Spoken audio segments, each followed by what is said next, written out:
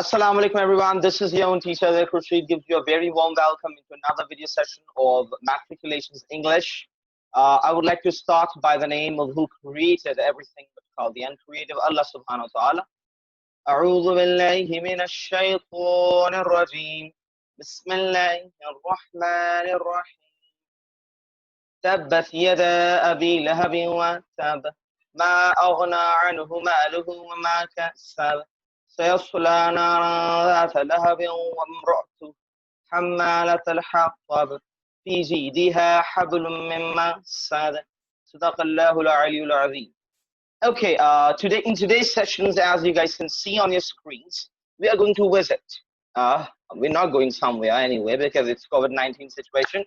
Actually, we're going to study the chapter in your course book, that is a visit. And in this chapter, what we are going to decipher, we are going to talk about obviously a visit. आपको इसके नाम से ही समझ में आ गया होगा.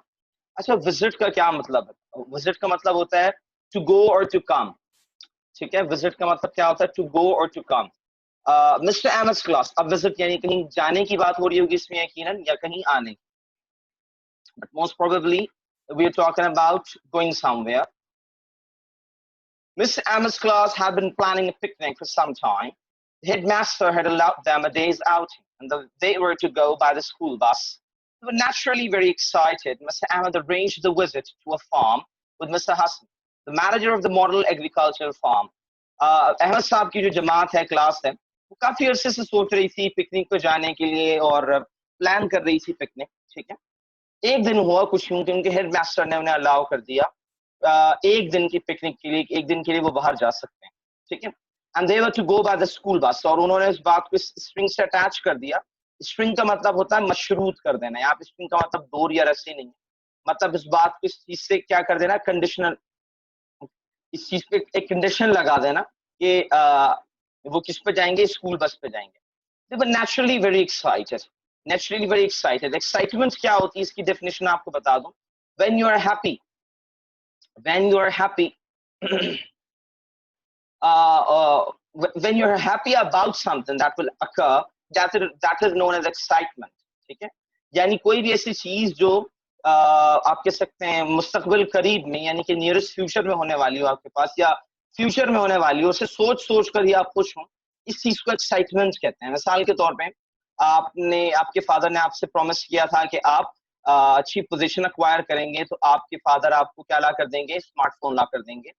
तो आपने अच्छी पोजीशन अक्वायर कर लिया और आपके फादर आज घर से लीव करना है ऑफिस जाने के लिए. तो the whole day you will be very excited and you will be anxiously waiting for the night to be arrived so your father will be coming और bringing the smartphone that you require. तो ये पूरा जो excitement है, इसे किसे कहा जाता है? When you're happy with a hope, when you're happy for future, something will happen in future, that is known as excitement. So they were naturally very excited because they were going to decipher a lot of things. उनको बहुत कुछ नया सीखने को, देखने को मिलना था. अच्छा, Mr. Ahmed arranged the visit to a farm with Mr. Hassan. Ahmad कौन थे? क्लास टीचर थे. कंसिडर इट के क्लास टीचर्स जो हैं वो क्या करते हैं, पिकनिक का एक, आप कह सकते हैं कि एक विजिट का प्लान बनाते हैं. तो अहमद साहब ने पूरा प्लान बनाया हुआ था, काफी अच्छे से वो लोग प्लान कर रहे थे जाएंगे. तो मिस्टर अहमद ने, जो उनके क्लास टीचर थे, मिस्टर हसन जिनका नाम है, mister Hasan the manager of the model agriculture farm. तो एक model agriculture farm, model agriculture का मतलब क्या होता है? मॉडल मतलब होता है यहाँ पे जदीद, एग्रीकल्चर यानी जरी फार्म, यानी जहाँ पे खेती बाड़ी की जाती है. ठीक है, सिर्फ खेती बाड़ी नहीं, मतलब आप कह सकते हैं कि जहाँ पे फूड सप्लीज जो होती हैं उनके हवाले से जहाँ पे इनको ग्रो किया जाता है. अच्छा, यहाँ पे मैं आपको आगे चल के बताऊंगा मैंने क्यों कहा है. इन सिंपल एग्रीकल्चर फार्म है जहाँ खेती बाड़ी की जाती है. ठीक है, तो खेती बाड़ी जहाँ पे की जाती है वो मॉडर्न एग्रीकल्चर फार्म है. तो मॉडर्न एग्रीकल्चर फार्म का पूरा एक क्या होता है, एक सिस्टम होता है. उस सिस्टम का एक मैनेजर है जिसका नाम क्या है, हसन. तो मिस्टर हसन से मिस्टर अहमद ने डायरेक्टली कोऑर्डिनेट करके ये पिकनिक क्या कर ली है, प्लान कर ली. सही है, वो लोग पिकनिक पे जा रहे हैं, and that is our visit. It was a pleasant day in April when Mr. Ahmed and his class reached the model farm. ठीक है, क्या बताया जा रहा है कि वो एक बहुत ही खुशगवार दिन था अप्रैल का. अप्रैल ही क्यों कहा गया है? अप्रैल में क्योंकि वेदर क्या होता है आपके पास, आपके पास वेदर होता है स्प्रिंग यानी मौसम बहार, और मौसम बहार जो है फसल की कटाई का मौसम होता है, जब फसल कटती है और कटकर मंडियों में मार्केट्स में आती है, अवेलेबल की जाती है, ठीक है। तो वो बहुत ही खुशगवार दिन था अप्रैल के मौसम का, यानी कि मौसम बहार था। हम इससे अंदाजा लगा सकते हैं, तो मौसम बहार होने का मतलब ये है कि फसल की कटाई का टाइम चल रहा है। Mr. Ahmed and his class reached the model farm. जब अहमद साहब और उनकी जमात जो है वो सब कहाँ पहुंचे? मॉडर्न एग्रीकल्चर फार्म पहुंचे। अच्छा, हम में से कोई कभी मॉडर्न एग्रीकल्चर फार्म गालिबन नहीं गया होगा, ठीक है, या आप में से अगर कोई गया भी है, तो अगर मैं पहली मर्तबा जा रहा हूँ, तो यकीनन मुझे अंदाजा नहीं होगा। अगर मैं आपसे खेती बाड़ी की बात करूँ, तो खेती बाड़ी का सुन के मेरे जहन में कच्चे मकान आते हैं, सरसब्ज जमीनें आती हैं, और आप कह सकते हैं कि खेतों में मेहनत और मुशक्कत करते हुए मजदूर नजर आते हैं। यही एस्पेक्ट मेरे जहन में आता है। एक फार्म यानी आप कह सकते हैं खेती बाड़ी की जो जगह होती है, उससे मैं जदीद कंसिडर नहीं कर सकता इन जनरल, अगर मैं आपसे कहूं, because I have never seen that. Mister Hasan receive them at the gate. Hasan साहब ने and showed them around. Hasan साहब ने उन्हें गेट यानी सदर दरवाजे पर, देखिए गेट और डोर का डिफरेंस होता है। गेट जो है मेन डोर को कहा जाता है, मेन गेट नहीं होता वैसे। मेन डोर को क्या कहा जाता है? गेट कहा जाता है, जिस उर्दू में आप सदर दरवाजा कह लें। तो वो हसन साहब ने उन्हें क्या किया? गेट पे रिसीव किया और उन्हें इर्द गिर्द की जगह दिखाई। showed them around. The boys had no idea that an agriculture farm could be so large and interesting. अगर मैं आपसे कहूँ यार, आज हम लोग जो ना पिकनिक पे जा रहे हैं अगले हफ्ते, और हम जाएंगे किसी खेत खलियान में, तो आप कहेंगे सर खेत खलियान में हमने क्या करना है, वहां जाके हम क्या करें? तो जाहिर सी बात है आपका इतना इंटरेस्ट डेवलप नहीं होगा। वैसे ही वो जो स्टूडेंट्स थे, and that was a boys school and the whole class was a boys class. The boys had no idea that an agriculture farm could be so large and interesting.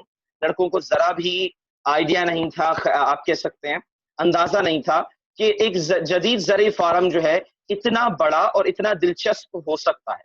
It was a wheat harvesting season. ये wheat harvesting season था। Harvesting कहते हैं कटाई को, या फसल, मैंने अभी आपको बताया अप्रैल का टाइम था, क्योंकि ये गंदम की कटाई का मौसम था। The party saw huge machine called the combine. यहाँ पार्टी से मुराद क्या है? Group of boys. पार्टी से मुराद यहाँ पे क्या है? This not that party, like party तो बनती है।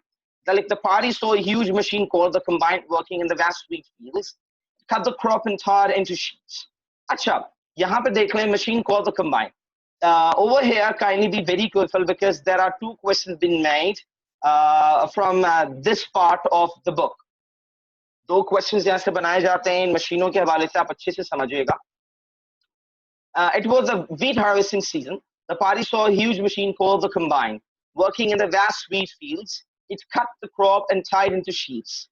अच्छा, वो जो लड़कों का ग्रोह था, उन्होंने एक मशीन देखी जिसका नाम था कंबाइन, जो कि बहुत बड़े से एक मैदान में, जो जहाँ पे आप कह सकते हैं बीट लगी हुई थी, यानी गंदम के मैदान में जहाँ गंदम की फसल थी, वहां पे ये मशीन क्या कर रही थी? काम कर रही थी। और इसका काम क्या था? आगे बताया जा रहा है। It cut the crop and tied into sheets. ये क्या करती? ये जो कटाई है मशीन से हो रही थी, और फिर ये क्या करती? जितनी भी कटाई होती उसको कंबाइन करके उसकी गठरी बांधकर नीचे फेंक देती। तो इस मशीन का काम क्या था? कट करके उन सबको कंबाइन करना, इसलिए इसका नाम कंबाइन मशीन था। यकीनन आपको पता होगा जो सिकल होता है, सिकल आपने देखा होगा। सिकल क्या होता है? आपने देखा होगा एक खास किस्म का एक टूल होता है जिससे क्या किया जाता है? फसल की कटाई की जाती है, यूं यूं करके आपने देखा होगा ना, कट करके। अब एक लम्हे के लिए सोचें कि अगर मैं ह्यूमन लेबर इस्तेमाल करूं, यानी इंसानों से काम लूं और उनसे कहूं कि एक सिकल लेके आपको क्या करना है? एक बहुत बड़े मैदान में से कटाई करना। तो एक जाहिर सी बात है सिकल की रेंज होती है, और सिकल एक हद तक है, और फिर मैं भी इंसान हूं और मैं भी एक हद तक क्या कर सकता हूं? काम कर सकता हूं, एफर्ट लगा सकता हूं। तो एक बहुत बड़े मैदान को शायद खत्म करने के लिए कंसीडर कर लें भाई कि एक एकड़ के मैदान को या आधे एकड़ के मैदान को खत्म करने में मुझे 5 से 6 दिन लग जाएंगे, ठीक है। लेकिन वही काम जैसे आपने देखा होगा, एक ट्रैक्टर होता है, या आपने कभी डंपिंग मशीन्स देखी, और वो जो कचरा उठाने वाली मशीन होती है, वो कैसे लेती हैं कचरा?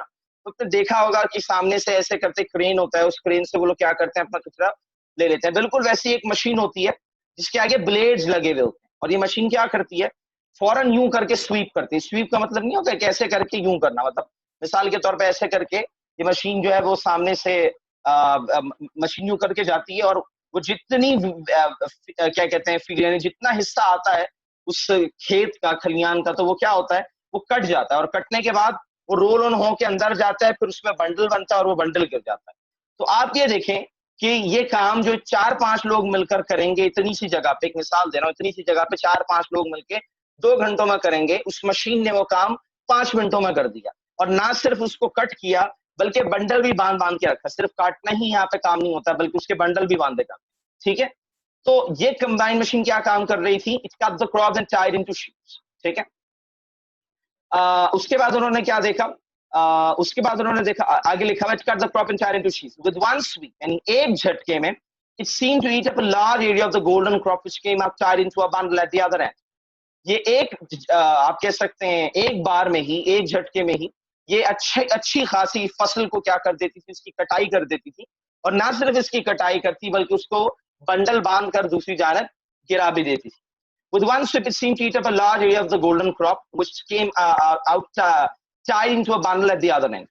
The wheat that went into thresher. Wheat उसके बाद कहाँ पहुंचती है बच्चों? थ्रेशर में। थ्रेशर क्या है? दूसरी मशीन का नाम है। ये देखिए इन्वर्टेड कॉमर्स के अंदर अगर आपको यहाँ पे नजर आ रहा हो, ये लिखा हुआ है थ्रेशर। ठीक है? इस वजह से इसको क्या किया गया है? हाईलाइट किया हुआ है। तो दूसरी मशीन है थ्रेशर। थ्रेशर का काम क्या है? अच्छा, गंदम की फसल अगर आपने कभी देखी हो तो गंदम की फसल में ग्रेन्स होते हैं, दरअसल दाने होते हैं।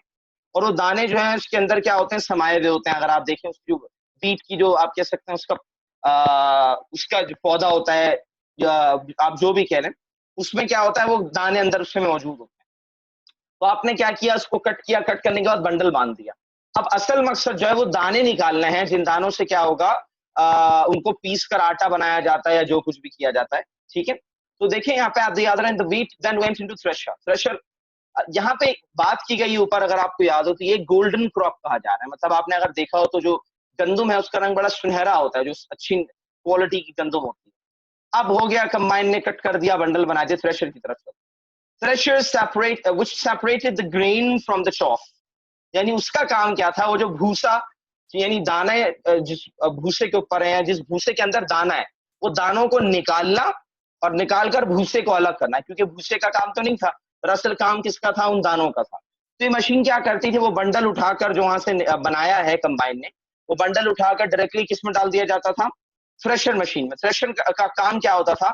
ये क्या करती थी? ये अलग करती थी, सेपरेट करती थी किसको?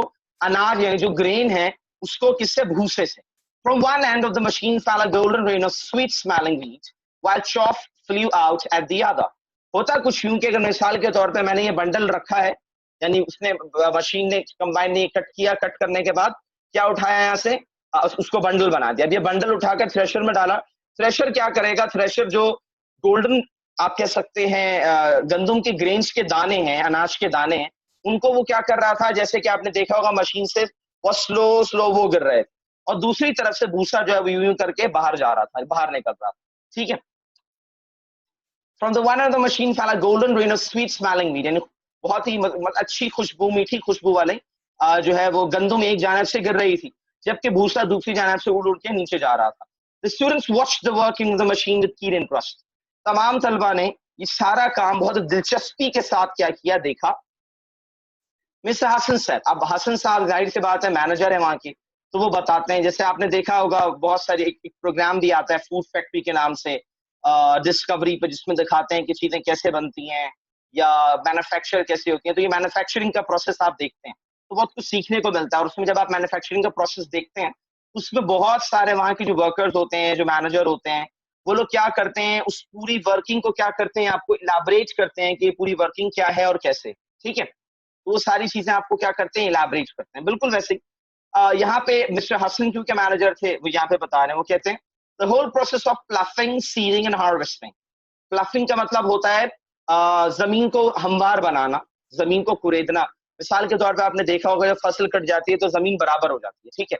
लेकिन जाहिर सी बात है उसमें बीज बोने के लिए, उसको आप कह सकते हैं उसमें बीज बोने के लिए, उसमें सीडिंग के लिए उसको प्लफ करना पड़ता है, उसे उसकी सतह को हमवार बनाना पड़ता है, यानी कि उसको आप कह सकते हैं काबिल बनाना होता है फसल की।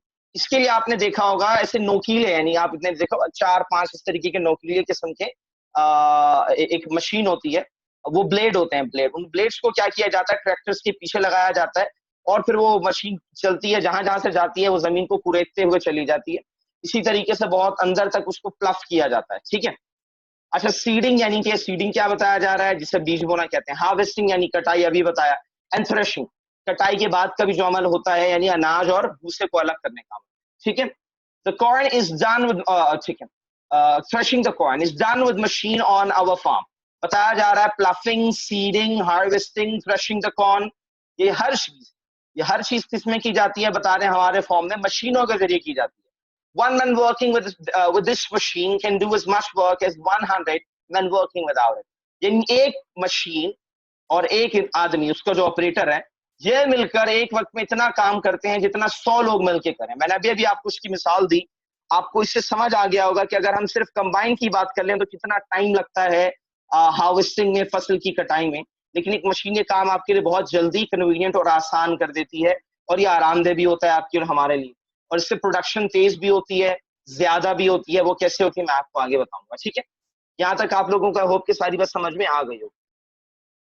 तो अब देखें, बिलाल एक स्टूडेंट होता है जो क्लास के साथ गया। बिलाल कहता है, one of the students, sir do you get bigger crops in this way? Mister Hasan, oh, much bigger. While an average farm produces 15 to 20 quintals of wheat for every hectare, we produce as much as 60 to 70 quintals. ये पे यहाँ पे देखें लिखा हुआ quintal equal to 100 kilogram. देख लिया आप लोगों ने? देखिए, तो बिलाल कहता है, अच्छा सर, आप जो मशीनें इस्तेमाल कर रहे हैं, तो मशीनों को इस्तेमाल करने में और एक जो जनरल आप कह सकते हैं क्लासिक वे ऑफ फार्मिंग है, जो पुराना तरीकेकार है, इन दोनों में क्या फर्क है? क्या आपको इससे कोई खास फायदा होता है? प्रोडक्शन बढ़ती है आपकी? मिसाल के तौर पे क्विंटल समझ में आ गया आपको? एक क्विंटल है 100 किलोग्राम, तो 15 का मतलब हो गया 1500 टू 20 किलोग्राम, यानी 1500 से लेकर 2000 किलो जो है एक एवरेज फार्म जो होता है, जिसमें मशीनरी नहीं होती है, ह्यूमन लेबर इस्तेमाल होती है, और उसके साथ साथ जो है वहां पे मॉडर्न वेज ऑफ फार्मिंग इस्तेमाल नहीं होते। ठीक है, तो उसमें सेम यानी 1 एकड़ जमीन में, यानी 10,000 तकरीबन तकरीबन 10,000 स्क्वायर फीट में 15 से यानी 1500 से लेके 2000 किलोग्राम अनाज जो है उसको क्या किया जा सकता है, प्रोड्यूस किया जा सकता है। कितने? 1 एकड़ जमीन में। लेकिन अगर आप क्या करें, वहां पे मशीनरी का इस्तेमाल करें, जदीद मॉडर्न है, ये जदीद जरी फार्म बनाए, मॉडर्न एग्रीकल्चर फार्म बनाए, तो उसी एकड़ जमीन में 60 टू 70, अगर हम 15 को कंसीडर करें तो इट इज थ्राइस, यानी तकरीबन ये 3 गुना ज्यादा है किससे, एक आप कह सकते हैं एवरेज फॉर्म से। एक मॉडर्न जो फॉर्म होता है वो तकरीबन 3 गुना ज्यादा प्रोड्यूस कर रहा होता है। ठीक है, यानी 60 से 70 क्विंटल का मतलब है 6000 से 7000 किलोग्राम एक ही हेक्टेयर में। अब ये चीज समझने वाली है कैसे, मैं आपको अगला पैराग्राफ समझाने के बाद समझाऊंगा कि भाई जगह तो सेम है, तो ऐसा क्या जादू होगा कि सेम जगह होने के बावजूद भी ये उस जगह से 3 गुना ज्यादा अनाज क्या कर रहे हैं, प्रोड्यूस कर रहे हैं, जबकि जगह तो सेम है, जमीन तो वही है। ऐसा तो नहीं है कि जमीन एक्स्ट्रा उन्होंने जमीन के ऊपर जमीन लगा दी है, या उन्होंने एक्स्ट्रा पैच ऑफ लैंड लिया है। उसी जमीन में 3 गुना ज्यादा किस तरीके से प्रोडक्शन होती है, मैं आपको इस पैराग्राफ के बाद बताऊंगा। फिलहाल, this is wonderful, the sure the machine did not make the grain. तो हाँ, ये तो बड़ी जबरदस्त बात है, हैरानकुन बात है, लेकिन यकीनन मशीनरी जो है वो तो अनाज नहीं उगाती होगी। जाहिर सी बात है, आपके ज़हन में भी सवाल आ रहा होगा कि मशीन से अनाज क्यों नहीं उग सकता। Mister Hasan laughing, mister Hasan क्या हंसते हुए कहते हैं, no, certainly not। वो कहते हैं नहीं, हरगिज नहीं। What in fact happened is the first is that, अब ये यहाँ पे प्रोसेस बता रहे हैं किसका, ये काम किस तरीके से करते हैं, इनका फार्म कैसे काम करता है। What in fact happened is that first the machine called tractors ploughed deeper। बता क्या रहे हैं कि सबसे पहले वो मशीनें जिनका नाम ट्रैक्टर होता है, मैंने आपको अभी अभी बताया, उनमें क्या लगा हुआ होता है, इस तरीके के आप कह सकते हैं नोकीला एक एडिशनल टूल लगा हुआ होता है। वो क्या करता है, उसको लगाने के बाद जहां जहां से भी ट्रक जाता है, वो ट्रक क्या करता है, उस जमीन को कुरेदता हुआ जाता है। तो क्या कह रहा है, what in fact happened that the machine called tractors, वो कह रहा है होता है दरअसल यूं है कुछ कि वो मशीनें जिन्हें ट्रैक्टर कहा जाता है, वो जमीन को क्या करती हैं, हमवार बनाती हैं, उसे कुरेदती हैं, प्लफ डीपर, उससे आप कह सकते हैं हमवार बनाती हैं। Then they prepare that the land for sowing much faster। अगर मैं आपको प्लफिंग से ही बताऊं, तो आप देखें एक बंदा अगर एक आप कह सकते हैं साइकिल होता है, उसको लेकर, इतना बड़ा सा आपने देखा होगा ना, हैंडल उसमें लगा हुआ होता है, वो लेकर कितना कर सकता है, या बैलगाड़ी भी कितना कर सकती है। जाहिर सी बात है, एक बैल में और एक ट्रक में बहुत आसमान जमीन का फर्क होता है। बैल एक बहुत हेवी टूल को कैरी नहीं कर सकता पहली बात, और इतना डीपर नहीं जा सकता। आप देखें उस मशीन को अगर प्रेस किया जाए तो वो अंदर से अंदर जा सकता है, लेकिन जाहिर सी बात है बैल में ऐसी कोई खासियत नहीं होती कि उसको प्रेस कर सके, वो बस उसे घसीटते हुए लेकर जाती है और वो जहां जहां तक जाए वहां तक जमीन प्लफ हो जाती है। तो इससे बहुत वाज़ेह फर्क पड़ता है जमीन के में जितनी गहराई होगी, जितनी हमवार होगी जमीन, बीज उतने अंदर तक जाते हैं और ग्रोथ उतनी जल्दी होती है। खैर, then they prepare the land for sowing much faster. फिर जमीन को तैयार किया जाता है किसके लिए? बीज बोने के लिए, यानी उसे साफ सुथरा किया जाता है। ठीक है, the sowing machine sows the seed. और मशीन क्या करने के लिए, अगर मैं आपसे कहूं तो बीज बोने के लिए क्या है, अलग तरह की क्या होती है, मशीन्स होती हैं, ठीक है, जिनका काम क्या होता है, बीज बोना होता है। और जो बीज बोने वाली मशीन है उनके दो फायदे होते हैं। पहला तो ये कि उनसे ज्यादा तेजी से बीज बोए जा सकते हैं, ठीक है, and no seed goes waste, और इससे कोई बीज जाया भी नहीं होता। ठीक है, मिसाल क्या है, मिसाल के तौर पे आप देखें कि एक आप कह सकते हैं बीज बोने वाली अगर मशीन है, उस मशीन से जाहिर सी बात है बीज तेजी से क्या हो जाता है, बोए जाते हैं। The the sowing machine sows the seed very fast and no seed goes waste. और दूसरा फायदा ये है कि इससे कोई बीज जाया भी नहीं होता। We also select the best seed.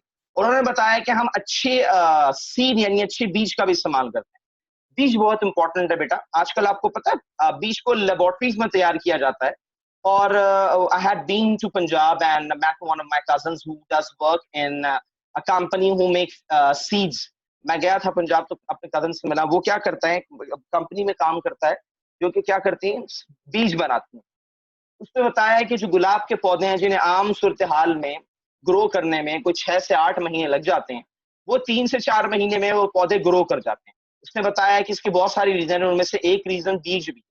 अच्छी क्वालिटी की बीज होते हैं, इंपोर्टेड क्वालिटी के बीज होते हैं, और उनको जो है लेबोरेटरीज में तैयार किया जाता है, तो उनकी जो फर्टिलिटी होती है वो बहुत ज्यादा क्या होती है, ज्यादा होती है, तो वो इससे जल्दी ग्रो करते हैं। ठीक है, देन यूज केमिकल फर्टिलाइजर्स। अच्छा, ये भी हो गया, ज्यादा गहरा प्लफ कर लिया हमने, बीज ज्यादा अच्छी क्वालिटी के ज्यादा अंदर तक हमने क्या कर दिया, डाल दिया। अब जाहिर सी बात है सिर्फ बीज बोने से ही तो सब कुछ नहीं हो जाता।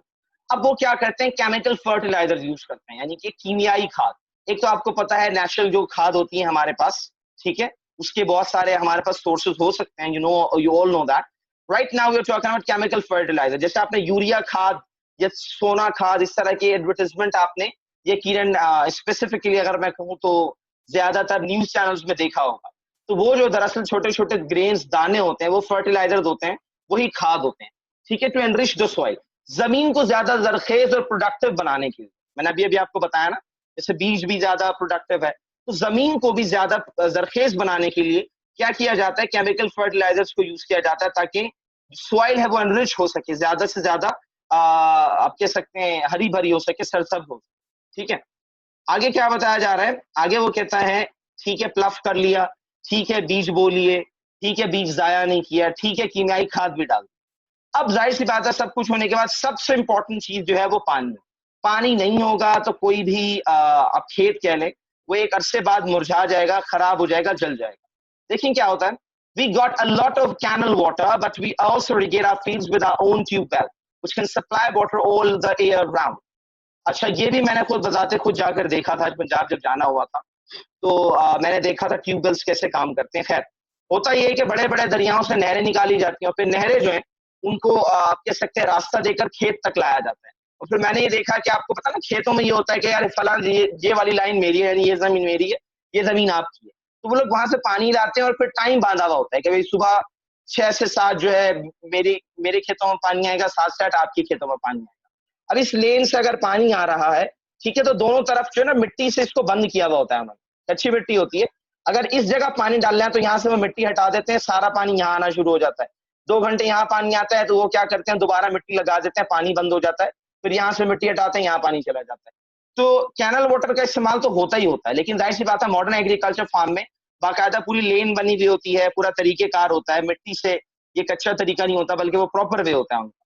ठीक है, तो वो कैनल वाटर यानी नहरी पानी का इस्तेमाल तो करते ही करते हैं, लेकिन आपको पता है दरियाओं में पानी कम होगा। अब जाहिर सी बात है दरिया अगर उसकी सतह यहाँ पे, तो नहरें यहाँ से निकाली जाती हैं। अब अगर जैसे इस सतह से पानी कम होगा तो नहरों में पानी आना खत्म हो जाएगा, कम हो जाएगा। अब जब नहरों में पानी आना खत्म हो जाएगा तो जाहिर सी बात है खेत तो चलाने उनको सारा साल, जाहिर सी बात है भूख तो हमें सारा साल लगती है, हमें जो अनाज है वो सारा साल चाहिए। और ऐसा भी नहीं है कि गंदुम आज लगाया और परसों उग जाता है, गंदुम को उगने में भी टाइम लगता है 4-4 6-6 महीने, लेकिन अब जो है उसका टाइम शॉर्ट हो गया। तो इस तमाम सूरत हाल में अगर मैं आपसे कहूँ तो सिर्फ कैनल वाटर पे रिलाय नहीं किया जा सकता, सिर्फ उस पे ही आप मुनहसर नहीं हो सकते, डिपेंडेंट नहीं हो सकते। तो वो लोग क्या करते हैं, ट्यूबवेल भी लगाते हैं। और ट्यूबवेल यकीन माने मैं देखकर हैरान हो गया था कि आपके स्कूल के कमरे से भी बड़ा ट्यूबवेल, लिटरली इतना बड़ा ट्यूबवेल। और उसको स्टार्ट करने के लिए उन्होंने क्या किया हुआ था, सीढ़ियां लगाई हुई थी, ठीक है। और फिर वो ट्यूबवेल जो है ना, वो नीचे से इतना बड़ा जनरेटर है उसका, उस जनरेटर डीजल जनरेटर से उसको स्टार्ट करते हैं ट्यूबवेल से। और ट्यूबवेल पता है क्या होता है, उसका काम होता है जमीन से पानी सक करके उसको क्या करना, प्रोवाइड करना। तो जाहिर सी बात है उन जगहों पे जहाँ नहर और दरिया होते हैं वहां की जमीन में पानी भी अच्छा खासा होता है। कराची जैसे बैरन है, यहाँ पे पानी नहीं है। अगर आपको यहाँ पे पानी चाहिए होता है जमीन से तो बोरिंग आपको 200-300, कई इलाकों पे तो 400-400 फीट गहरे आपको जो है ना वो बोरिंग करना पड़ती है, तब जाके आपको पानी मिलता है।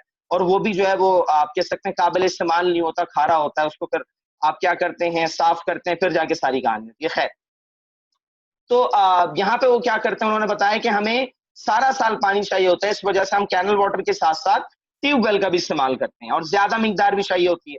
कैनल वाटर में मैंने बताया ना कि टाइम फिक्स होता है, नहर जाहिर सी बात है किसी एक की जागीर तो होती नहीं है।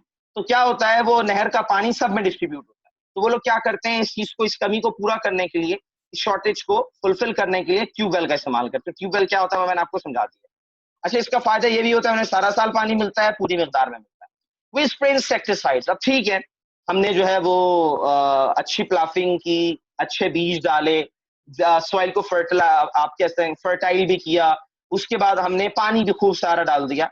लेकिन उसके बावजूद भी जब आपके पास फसल बढ़ती है तो आपको क्या करना पड़ता है, उसको सेव करने के लिए कीड़े मकोड़ों से, मुख्तलिफ चीजों से आपको उसको सेव रखना पड़ता है, वरना कीड़े खा जाते हैं। जैसे आजकल टिड्डी दल, उसको दिल पढ़ते हैं बहुत सारे बच्चे, दल का मतलब होता है group, group of grass hoppers. उनको ग्रास होपर इसलिए कहा जाता है कि जिन चीजों में ग्रास होती है वो जाके खाते हैं, जैसे वीट।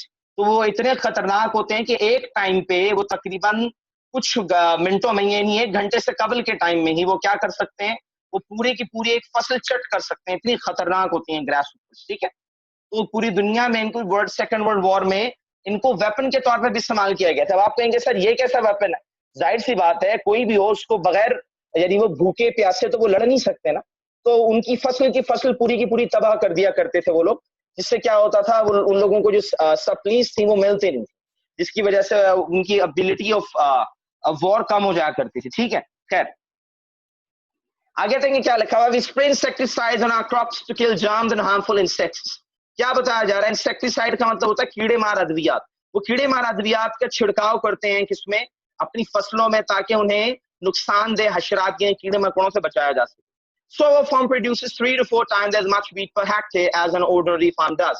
लिहाजा इन तमाम तर चीजों से क्या होता है, हमारा जो फार्म है वो 3 से 4 गुना ज्यादा आम फार्म के मुकाबले में क्या करता है, आप कह सकते हैं अनाज प्रोड्यूस करता है। और उसका रीजन ये भी है कि अगर एक फसल तैयार हो रही है 6 माह में और एक फसल तैयार हो रही है 4 माह में, तो 6 माह का मतलब है साल में 2 फसलें तैयार होंगी। और एक फसल में मिसाल दे रहा हूं आपको, एक टाइम पे आपको मिसाल के तौर पे 10 क्विंटल्स, एक मिसाल ले लेते हैं, या 15 क्विंटल्स आप एक टाइम पे प्रोड्यूस कर रहे हैं, एक टाइम पे, यानी कितने उसमें, मिसाल के तौर पे एक दफा में, या चले 20 कर लें, एक दफा में 6 माह में आप तकरीबन 2000 किलोग्राम अनाज उगा रहे हैं। तो इसका मतलब एक साल में आप सिर्फ 40,000 यानी कि 4000 किलोग्राम, यानी कि तकरीबन 4000 आप किलोग्राम अनाज ही उगा सकते हैं। लेकिन अगर आप उसको क्या कर दें, 4 माह में उगाएं, तो ये क्या हो जाएगा, 4 माह का मतलब हो गया 20 मल्टीप्लाई बाय 20 प्लस 20 प्लस 20। तो आपने देखा किस तरीके से 40 की कहानी 60 पे पहुंची। ये मैंने आपको वैसी मिसाल दी। और अगर आप इसको 3 माह में कर दें, इसका मतलब क्या हो जाएगा, 80 हो जाएगा। तो 20 से 80 का मतलब है तकरीबन 3 टाइम्स ज्यादा, 3 टाइम्स मोर। इसी तरीके से होता है कि सेम जमीन होती है, लेकिन क्योंकि केमिकल फर्टिलाइजर इस्तेमाल होते हैं, बीज का इस्तेमाल किया जाता है, जैसे मैंने आपको बताया, तो ये टाइम से अर्लियर क्या हो जाते हैं, ये आप कह सकते हैं प्रोड्यूस होते हैं। टाइम से अर्लियर इन्हें क्या किया जाता है, हार्वेस्ट किया जाता है, फिर टाइम से अर्लियर ही प्लफिंग भी की जाती है, दोबारा खेती बाड़ी शुरू कर दी जाती है।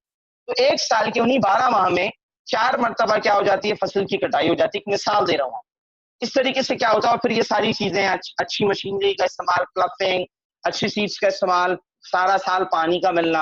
अब सारा साल पानी नहीं मिलेगा तो आधी फसल आपकी खराब हो गई, आपने 6 माह में सिर्फ 20 क्विंटल की, और अगली फसल जो आपकी वो पानी ना मिलने की वजह से खराब हो गई, तो आप पूरे साल में सिर्फ 20 क्विंटल्स क्या कर पाएंगे, जनरेट कर पाएंगे। तो आई होप कि आप लोगों को ये सारी बात समझ में आई होगी।